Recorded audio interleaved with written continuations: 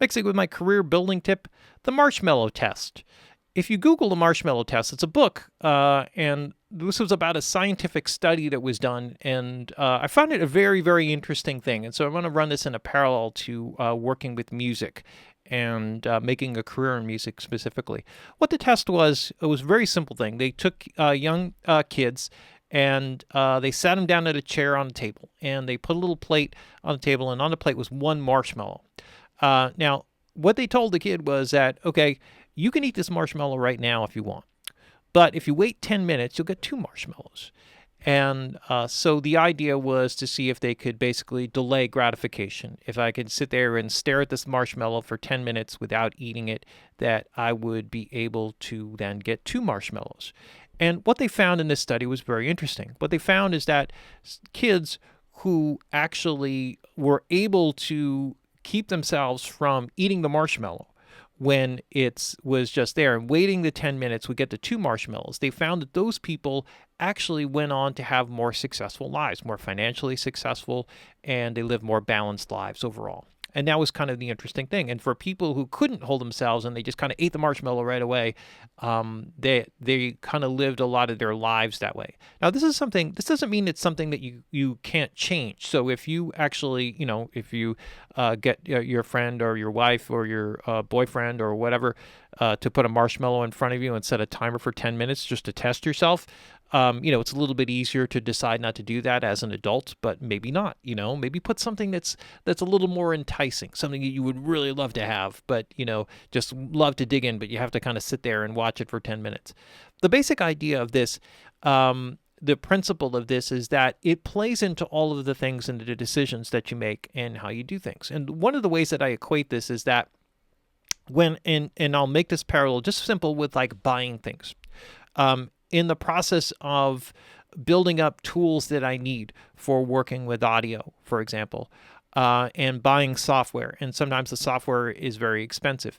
I had always taken this habit, same thing with gear, microphones, and everything, is that I would buy things when I needed them as opposed to when I wanted them. And the reason for this, and especially with software, I found this to be true, is that whenever I found that I bought like a piece of software because I wanted it, it's like, oh, I'm going to learn how to use it, but I don't really need it yet. By the time I ended up needing it, there were 3 software updates later. And now I paid for something, and it's like, okay, now I've almost paid for it twice. And, or 1.5 times, because now I got to upgrade and pay an upgrade price, and kind of works that way up. And this is kind of part of the same type of thing, where you look at something and say, it's like, oh, I want that. But do you really need it, and are you really going to use it? That's an important thing, because you can stack up a room with loads of gear. Actually, I had one student who took some private lessons from me a while back, and he actually had received an inheritance, and he took his inheritance and he built this amazing studio with all this incredible gear, and then he realized as he was working, it's like, my mixes still suck. So it's not the gear, it's like I'm the one that's the problem here.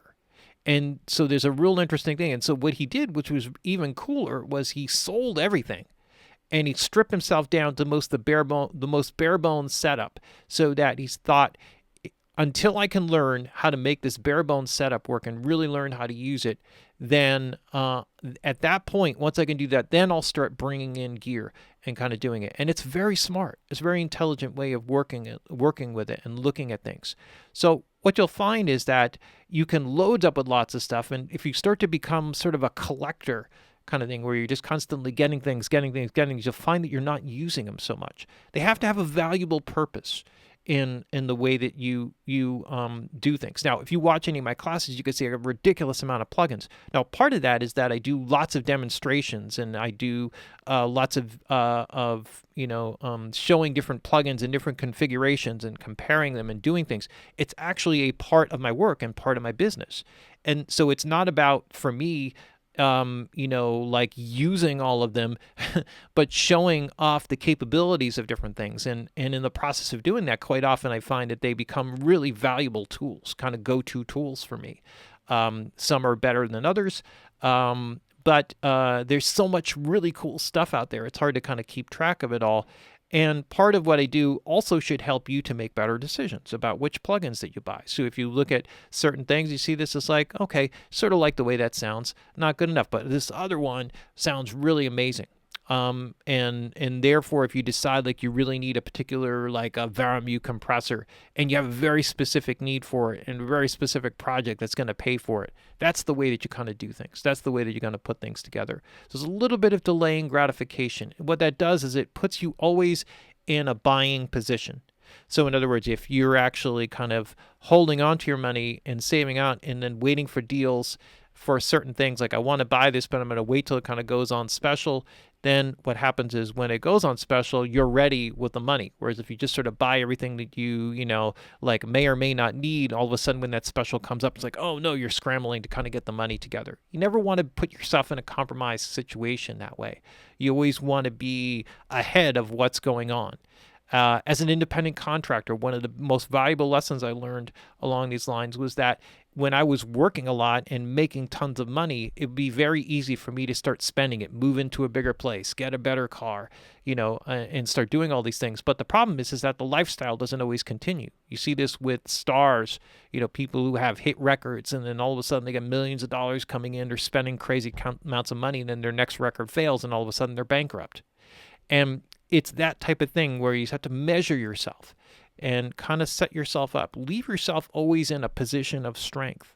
So it's very powerful way of kind of balancing your life. So if you realize it's like, hey, I'm an independent contractor, maybe you need to have 6 months of expenses laid out so that if you had no work for 6 months, you got all your rent, your utilities, and your food paid for, you know, and everything that you need to kind of operate for 6 months. And then you can spend time, you know, generating work and not being desperate and taking gigs that you don't want and doing things. So you can see how this type of thing kind of multiplies in your life. You don't want to be living hand to mouth. You kind of want to be living in a way where you're balanced and, you know, you're able to make decisions based off of what you need as opposed to what you want.